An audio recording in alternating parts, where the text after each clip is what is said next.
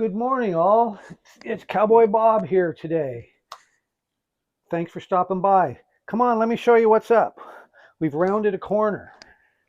Come on, Literally going around the corner. come on, come on. Look at that. Okay, summer is coming to an end, and so is our project. And I'd given myself most of the summer with a hard end date of August the 17th, which means I got about 6 days left. And I just want to show you how this turned out. I left off with you describing how I built these little pads out of 24 square inch pavers. And what my thought was okay, when I bring this trailer in here, it'll have a nice, solid, clean place to land. And lo and behold, it worked. And I'm really pleased. As I shared with you before, most of the stuff has just been in my head. I try to make a materials list and then just kind of build as I go. And I've really been blessed this project because I've really had no uh-ohs. That was a miss at all. So, but this is what the plan was. This is the way it was going to look. Wasn't quite sure how I was going to get it in here. I had a couple ideas that were going to be pretty complex with chains and trucks and rolling logs and all that. And I figured, well, let me just hook it to the back of my tractor and see how it goes. And just pulled it right up and it worked great. And so we were able to put it right on these pads. They did exactly what I wanted them to do. Allowed for lateral movement because I wasn't quite sure, where I was going to place the trailer and how that was all going to work.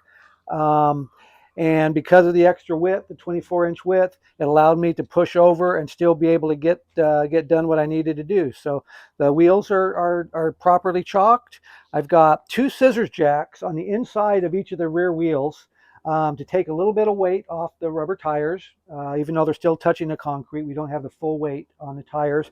And then I use these stabilizer jacks on each corner just to give it additional stability. So I've got 6 points of actually 7 if you want to use the trailer tongue or the what was that thing called again? We still The don't jack. know. Okay, the It's called a jack? Yeah. Oh. So I actually got 7 points on there, but I leveled them out best I could, and I'm really tickled with it.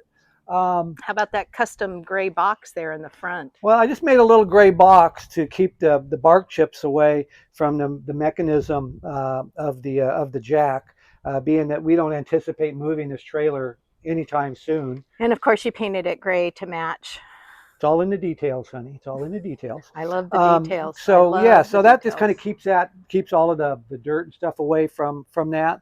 You'll notice, how it fit at the top. That was just a blessing. Again, I don't have a laser level or anything, so I just when I built my structure here, I had gone out to a level spot and measured what the trailer was, and with my tape measure best I could, and then I came up with a height, and I said, well, let me just add on an extra 6 inches. That's kind of what I do on this big stuff, and lo and behold, that 6 inches paid off. The other thing that was kind of unknown to me at the time as to where I was going to place the trailer, which made it so I chose the large blocks, was needed to be able to open the door. We got this post here. People like to open doors. Right, and so I needed to have the post one side or the other of the door. And so I chose to keep it kind of back this way, keep the trailer a little bit out of the social area. Otherwise, I could have brought everything up the hill, and that was just a little bit too on top of that up there. So that part worked out really well as best as could. So we're tickled. The plan came to a nice conclusion here. So we're pretty much done with this part of it. The electrical's in. Well, there's a few more things that you're going to do. Well, of course. So the mechanics of it is good. So now we're into just the final details. I've got a week worth of details.